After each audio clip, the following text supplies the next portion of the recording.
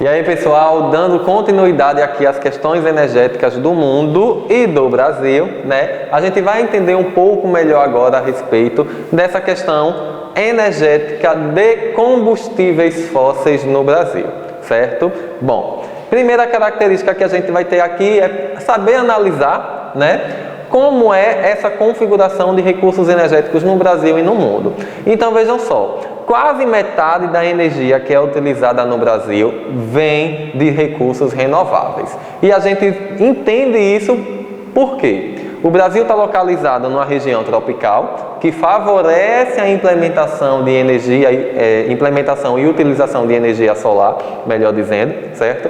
O Brasil tem uma capacidade hidráulica incrível, né? Muitos rios, muitos cursos d'água, quedas d'água que favorecem a construção de usina hidrelétrica, certo? A gente também tem a circulação atmosférica que, por mais que não seja tão utilizada, a energia eólica vem ganhando força, vem ganhando crescimento aqui no nosso território, certo? E a gente tem essas características aqui, tá? Então, ó, 44% de energia renovável. E depois a gente tem o petróleo, a biomassa, né? A hidrelétrica, como eu já falei aqui, e assim sucessivamente. Enquanto o mundo, as grandes potências do mundo, utilizam 13% de recursos renováveis, uma porcentagem muito baixa, enquanto o teor de combustíveis fósseis, né, é extremamente elevado, né? A dependência do petróleo, do carvão e gás natural no mundo é gigantesco. Bom, mas isso não quer dizer que o Brasil, utilizando os recursos renováveis, que aqui não utilize as fontes de combustíveis fósseis. Sim, nós utilizamos muito petróleo, nós utilizamos muito carvão mineral e nós utilizamos também muito gás natural. E para começar aqui, né, a gente vem para o carvão mineral. Vejam, pessoal, a ocorrência de carvão mineral se dá também em regiões de bacias sedimentares. A gente já estudou isso em outros momentos aqui, né, do nosso curso de geografia. Mas vejam só, a maior ocorrência do carvão mineral se dá no sul do Brasil, especialmente na região do Paraná, Santa Catarina e do Rio Grande do Sul, certo? Vejam só, essa quantidade de carvão que é explorada no nosso território não é o suficiente para abastecer o nosso mercado. Então, o que é que acontece? Toda a exploração desse mineral aqui, certo? É enviado, claro, para as indústrias, e também é necessário importar carvão para atender as demandas nacionais, certo? Então, a gente tem aqui essa característica do carvão mineral brasileiro, certo? A nossa região, o cinturão carbonífero, como a gente... E a nossa região, né, do cinturão carbonífero no sul do Brasil, se dá em especial, pessoal, na região do Paraná, Santa Catarina e Rio Grande do Sul.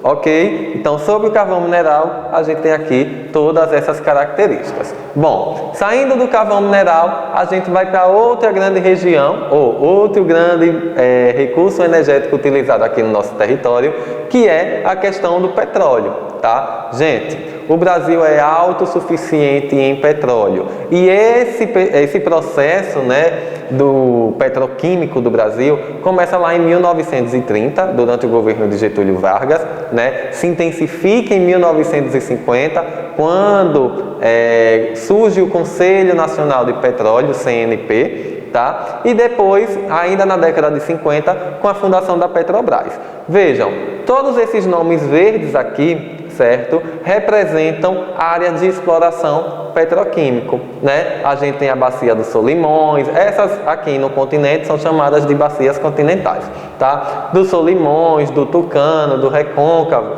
né? A gente tem aqui Sergipe e Alagoas dentro do nosso território, e uma das principais, né, bacias que está em alto mar, que é a bacia de Campos, tá? Então vejam, o Brasil tem uma grande importância junto com a Petrobras, né? Não podemos deixar de desassociar isso.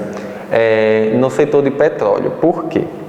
Nosso país tem muito petróleo, mas é um petróleo de baixa qualidade, que mesmo assim é necessário o Brasil importar petróleo para atender a demanda do consumo interno, tá? Então, lembrando que esse petróleo que é explorado, certo? Ele é refinado e tem vários segmentos a serem utilizados, né? Dentre eles a questão da gasolina, tá? Então, vejam só. A Petrobras toma conta, certo? Então a gente tem as questões das bacias continentais e das bacias oceânicas, sendo a principal dela a bacia de Campos, que está entre Espírito Santo e Rio de Janeiro, e a bacia de Santos, no estado de São Paulo, que produzem aí milhões de barris por dia, certo? E aí a gente também vai deixar uma atividade, vejam, certo? Quero que vocês foquem, pesquisem para a gente debater sobre as questões geopolíticas da camada de pré-sal no Brasil. Em 2006 foi descoberta essa camada, né, em alto mar, em águas muito profundas do oceano, né, petróleo de boa qualidade. E aí existe um debate que está reacendendo novamente discussões políticas, econômicas, de investidores e tudo mais sobre essa camada do pré-sal, tá? Então façam essa pesquisa para a gente estar debatendo no plantão de dúvidas, ok? E para finalizar aqui, o último segmento a respeito da utilização dos recursos energéticos por combustíveis fósseis, a gente tem a questão do gás natural. Vejam, o gás natural ele é encontrado também em regiões de bacias sedimentares, tá, pessoal? Então, a gente tem o seguinte, esse gás natural que é explorado, extraído aqui do Brasil, certo? Ele é privatizado não, mas junto com a Petrobras e a empresa Mitsui, certo? Fundaram outra empresa chamada Gaspetro. Por quê, professor? Porque ia ficar uma empresa muito grande para a União poder administrar. Então, fundou-se uma empresa de economia mista, que é a Gaspetro, e passa a conduzir todas as questões de gás natural no território nacional. Como é que funciona? Foram construídos dutos, certo? Por onde o gás vai transitar, até chegar às áreas de abastecimento nas unidades federativas do Brasil, certo? Vejam que esses estados que estão pintados de verde e azul é por onde a Gaspetro tem atuação. Aqui no estado de Sergipe é Petrobras e a Sergás, certo? Que toma conta de toda a dinâmica do gás natural aqui no estado. Já esses estados em cinza não possuem abastecimento. Sim, professor, e como é que faz para chegar? Certamente o estado, eles compram, né? Empresas privadas compram de outros estados o gás natural, certo? Bom, como a região norte, certo? A região em azul não tem participação da Gaspetro. Por que, professor, não tem? Porque ou já tem sua própria produção, o estado fechou com acordo com alguma outra empresa, mas na região norte, vejam, esses três grandes estados, Amazonas, Pará e Mato Grosso, certo?